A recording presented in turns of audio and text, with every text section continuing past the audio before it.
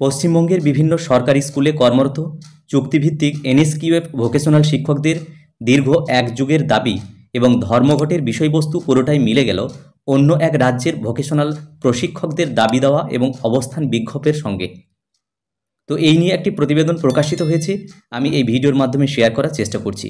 ভিডিওটা আশা করি আপনাদের প্রয়োজনের জন্য সম্পূর্ণ দেখবেন এবং এখনও যারা চ্যানেলে সাবস্ক্রাইব করে রাখেননি আপনারা সাবস্ক্রাইব করে রাখবেন। তো এই রাজ্যের বিভিন্ন সরকারি স্কুলে কর্মরত প্রায় 2174 জন ভোকেশনাল এনএসকিউএফ শিক্ষকেরা চৌরা ময়দানে 11 দিনের ধর্মঘটে গিয়েছিলেন। মূলত যে সমস্ত বেসরকারি ট্রেনিং প্রোভাইডারদের অধীনে বিগত 11 বছর ধরে এই সমস্ত বৃত্তিমূলক প্রশিক্ষকদেরকে কাজ করতে হয়, সেই সমস্ত কোম্পানিগুলোকে ক্ষমতাচ্যুত করে সরাসরি শিক্ষা বিভাগের সঙ্গে যেন তাদেরকে মার্জ করা হয়, এই নিয়ে 11 দিনের ধর্মঘট করেছিলেন। অভিযোগ মূলত এই সমস্ত বেসরকারি কোম্পানিগুলো নাকি বেতন বৈষম্য, বকেয়া বেতন সহ অন্যান্য বিষয় নিয়ে তাদের ওপর শোষণ চালাচ্ছে। তো হিমাচল প্রদেশে বিভিন্ন সরকারি স্কুলে কর্মরত এনএসকিউএফ বৃত্তিমূলক প্রশিক্ষকেরা যে সমস্ত প্রোভাইডার কোম্পানিগুলোর মাধ্যমে নিযুক্ত হয়েছেন, সমগ্র শিক্ষার সঙ্গে সেই সমস্ত বেসরকারি সংস্থাগুলির চুক্তি আগামী 31শে মার্চ শেষ হয়ে যাচ্ছে। সুতরাং এটি একটি সুযোগ এবং এই সুযোগকে কাজে লাগানোর চেষ্টা করেছেন এনএসকিউএফ ভোকেশনাল শিক্ষকেরা, যাতে করে 31শে মার্চের পর এই সমস্ত বেসরকারি কোম্পানিগুলোকে সমগ্র শিক্ষার অধীন থেকে ক্ষমতাচ্যুত করা হয় এবং তাদেরকে সরাসরি শিক্ষা বিভাগের সঙ্গে যুক্ত করা হয়।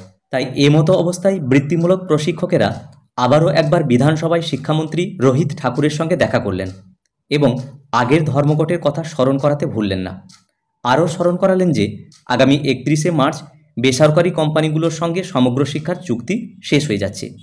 এমতো অবস্থায় এই সুযোগকে কাজে লাগিয়ে ভোকেশনাল প্রশিক্ষকেরা ক্রমাগত সংস্থাগুলিকে বহিষ্কারের দাবি তুলেছেন মাননীয় শিক্ষামন্ত্রীর কাছে।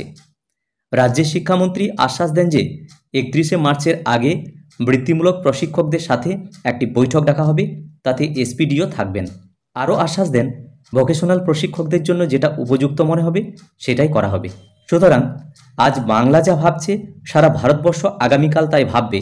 এই মন্ত্রে উদ্বুদ্ধ হয়ে এবার পশ্চিমবঙ্গের বিভিন্ন সরকারি বিদ্যালয়ের কর্মরত এনএসকিউএফ ভোকেশনাল শিক্ষকদের এক জায়গায় মিলিত হয়ে একই সুর এবং একই দাবি তুলে অন্যান্য রাজ্য ও কেন্দ্রশাসিত অঞ্চলের মতো যেমন হরিয়ানা, আসাম, আন্দামান, মিজোরাম, সিকিম, কেরালা সহ অন্যান্য রাজ্যের ন্যায় এই রাজ্যেও আপনাদের দাবি মতো প্রাইভেট ট্রেনিং প্রোভাইডার কোম্পানিগুলোকে সরিয়ে সরাসরি শিক্ষা দপ্তরের মাধ্যমে ভোকেশনাল স্কিম যাতে করে পরিচালনা করা যায়, সেই মূল মন্ত্রে আপনাদেরকে একত্রিত হওয়া প্রয়োজন।